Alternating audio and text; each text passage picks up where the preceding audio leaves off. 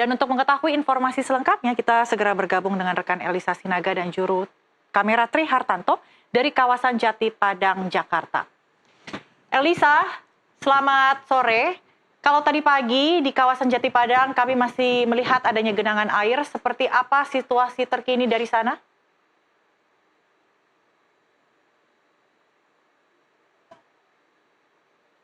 Ya, Desmona, Doni dan juga pemirsa, situasi terkini di permukiman warga di Jalan Jati Padang, Gang Masjid Al-Rahman, RT 3 RW 6, ini memang banjir sudah mulai surut dan memang ini tidak, kami hanya melihat genangan-genangan air semata kaki begitu ya yang menggenangi permukiman warga di sekitar. Adapun tadi pagi ini air setinggi 20 hingga 30 cm menggenangi permukiman warga di Jalan Jati Padang ini akibat tanggul yang jebol.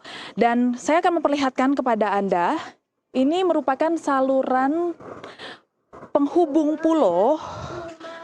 Ini yang mana saluran penghubung pulau ini merupakan tanggul permanen yang dikerjakan oleh Pemprov DKI Jakarta pada Januari 2019 lalu. Ini merupakan tanggul permanen dan debit air pada Senin kemarin cukup tinggi karena adanya curah hujan yang deras dari pukul 14 waktu Indonesia Barat hingga 17 waktu Indonesia Barat di kawasan ini. Nah, saya akan memperlihatkan kepada Anda di mana letak tanggul yang jebol. Ini merupakan tanggul Baswedan. Tanggul Baswedan ini merupakan tanggul yang dibangun pada 2017 lalu dan memang Doni, Desmona dan juga pemirsa ini dari pengakuan warga baru kali ini jebol begitu ya. Nah, saya akan memperlihatkan kepada Anda, juru kamera Tri Hartanto akan memperlihatkan kepada Anda. Ini merupakan tanggul Baswedan, tanggul yang jebol akibat debit air di saluran penghubung pulau setelah hujan deras mengguyur wilayah ini cukup tinggi begitu ya. Dan Sudin SDA Jaksel ini telah membuat tanggul sementara dari tumpukan karung berisi pasir. Ini ada puluhan nampaknya dan juga ada batang pohon begitu agar air bisa tertahan. Karena memang warga di sekitar ini walaupun air sudah surut begitu ya, warga di sekitar masih membersihkan sisa-sisa kotoran seperti lumpur dan juga sampah. Ini tempat saya melaporkan merupakan Musola Sabili. Saya akan menunjukkan kepada Anda di dalam sini, di dalam Musola Sabili ini ada banyak sekali lumpur begitu ya. Dan memang rumah warga yang ada di sekitar sini kurang lebih sama seperti Musola Sabili ini ya. Jadi banyak lumpur dan warga harus membersihkannya terlebih dahulu. Ya, ini aktivitas warga sangat terganggu di kawasan pemukiman ini, pemirsa, dan memang ini masih terus dibersihkan oleh warga. Ya, ini harus hati-hati karena memang banyak sekali pecahan kaca akibat banjir yang terjadi begitu. Ini nampaknya air cukup deras sehingga membuat kaca di Musola Sabili ini pecah begitu ya, dan juga jebolnya pagar pembatas musola di utara Musola Sabili ya. Ini dia. Ini sampai jebol akibat air yang cukup deras. Nah, memang Desmona, Doni dan juga pemirsa, ini masih dikhawatirkan begitu oleh warga jika nanti hujan kerap terjadi di malam atau di esok hari, ini akan kembali terjadi banjir. Dan memang kalau tadi kita lihat ini hanya karung berisi pasir dan juga batang pohon yang membatasi tanggul Baswedan ini. Jadi jika ada hujan deras kembali terjadi, ini nampaknya akan jebol kembali. Nah, ini yang dikhawatirkan warga sekitar. Desmona, Doni dan juga pemirsa, kembali ke studio. Oke, Elisa, jadi apakah ada rencana untuk perbaikan tanggul Baswedan yang jebol untuk mengantisipasi adanya banjir susulan? Dan juga apakah ada rencana perbaikan untuk beberapa kerusakan di sekitarnya termasuk di musola?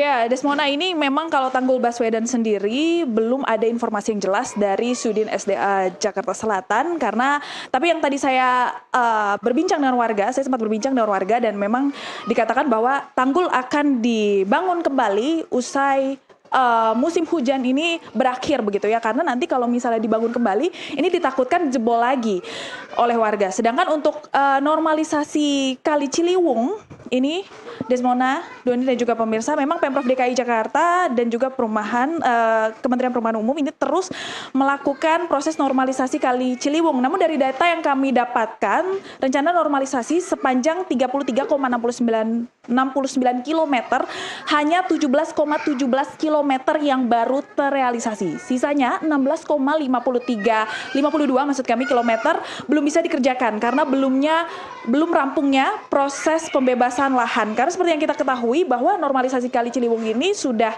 digalakan begitu sejak era Joko Widodo menjadi Gubernur Jakarta. Tapi memang tersendat prosesnya beberapa tahun ini karena alasan penolakan dari warga yang bermukim di sekitar bantaran sungai dan belum tuntasnya proses relokasi begitu. Maka dari itu memang Gubernur Jakarta Pramono Anung ini terus melakukan pendekatan dengan warga sekitar bantaran Kali Ciliwung untuk bisa dilakukan pembebasan lahan dan direlokasi. Tadi Gubernur Pramono Anung juga mengatakan bahwa ini permukiman di sekitar tanggul inspeksi Kali Ciliwung Rawajati ini memang daerah tersebut memang sudah tidak layak huni begitu.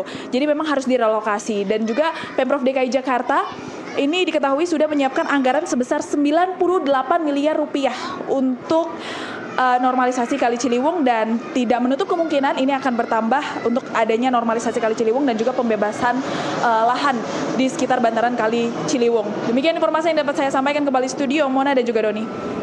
Elisa, apakah upaya relokasi warga ini berjalan dengan lancar atau ada resistensi dari warga?